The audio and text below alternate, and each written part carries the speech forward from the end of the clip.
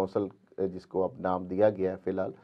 तो राना आफ्ताब अहमद खान जो है वो पॉइंट ऑफ आर्डर पर बात करने की उन्होंने कोशिश की और उनका कहना ये था कि जब तक ख़वातीन की मखसूस नशिस्तें और अक़लीती जो नशिस्तें हैं वो हमें नहीं मिल जाती, उस वक़्त तक ये हाउस की जो कार्रवाई, ईवान की कार्रवाई है वज़ीर आला के हवाले से उसको रोका जाए। और साथ ही उन्होंने ये कहा कुछ हमारे लोग अभी भी उनको ईवान में नहीं आने दिया जा रहा। इस पर स्पीकर ने ये कहा कि आज एजेंडा के मुताबिक और रूल्स ऑफ बिजनेस के मुताबिक या असम्बली रूल्स के मुताबिक आज सिर्फ वज़ीर आला पंजाब जो है उनका इंतखाब ही हो सकता है।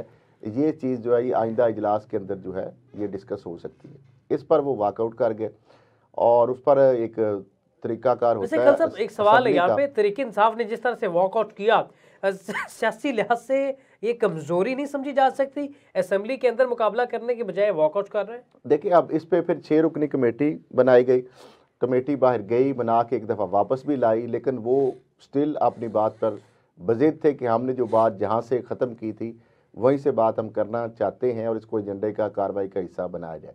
इस पर स्पीकर जो है उन्होंने इस चीज़ को एग्री नहीं किया, वो फिर वापस चले गए और जो उनका वाकआउट है वो बाइकाट के अंदर कन्वर्ट हो गया।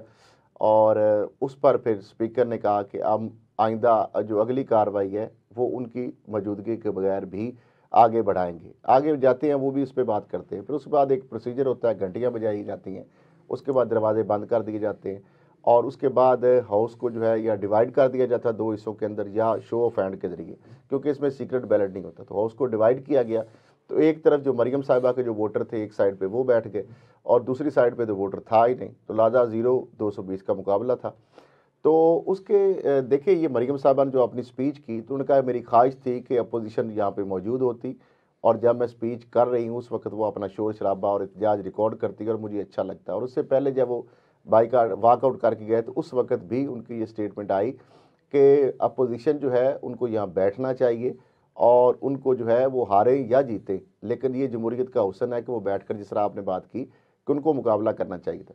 अब देखें इस पे मैं बताता हूँ उसकी वजह क्या थी। जब स्पीकर पंजाब असम्बली के हवाले से और डिप्टी स्पीकर के हवाले से वोटिंग का अमल हुआ तो उसमें बहुत सारे आइनी माहिरीन ने और कुछ पीटीआई के सीनियर जो रहनुमा हैं